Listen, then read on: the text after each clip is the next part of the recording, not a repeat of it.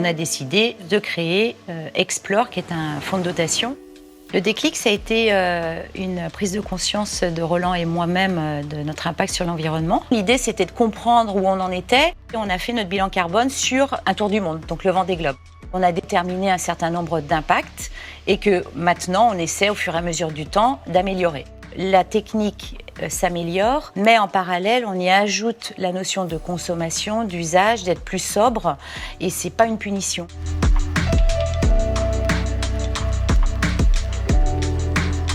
Le message, il est quand même unanime. Il faut arrêter d'écraser l'environnement, il faut peut-être plus l'écouter. J'ai la certitude que c'est aussi une opportunité qui peut être source en fait, d'apaisement et de bonheur. Notre travail Under the Pole, ça va être de remonter la parole des scientifiques et de les vulgariser vers un large public.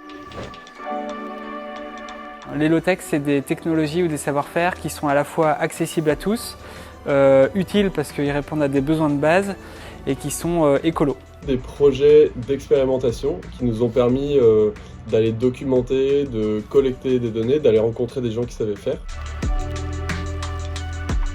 On est toujours dans les traces de Darwin 200 ans après pour comprendre l'évolution de la biodiversité planétaire. Un travail de pédagogie à l'environnement auprès de tous les publics et notamment auprès de la jeunesse. Ce que ça montre, c'est que l'espoir est permis, qu'on peut être optimiste, à condition évidemment d'avoir de l'énergie individuelle, de pouvoir s'organiser de manière collective et puis surtout d'écouter ce que nous disent les scientifiques pour essayer de bâtir un monde plus durable. Il faut initier des petites entreprises du recyclage local. On broie le plastique et on va pouvoir le mouler pour fabriquer des nouveaux objets, des tubes pour faire de l'assainissement ou des planches pour remplacer le bois.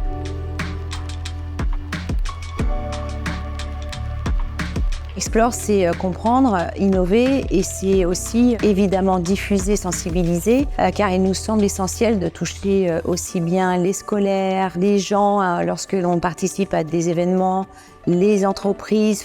Notre souhait, c'est de sensibiliser, de toucher le plus grand nombre de personnes possible.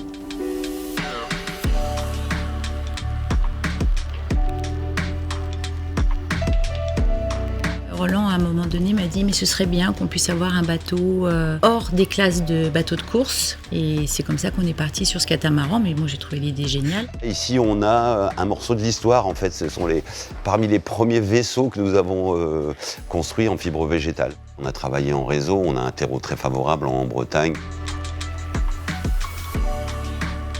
Voilà, on a fait une étape, mais surtout ce n'est pas terminé et il faut continuer. On parle du lin mis dans ce bateau à hauteur de 50%. On peut aller jusqu'à 100%. On a la résine qui est encore un sujet que l'on doit travailler. Il y a tout un tas de choses que l'on peut encore améliorer. Et c'est super parce que du coup, l'exploration continue. Tout seul, on va vite, mais à plusieurs, on va loin. Concernant Explore, on peut se targuer d'aller non seulement loin, mais d'aller aussi relativement vite.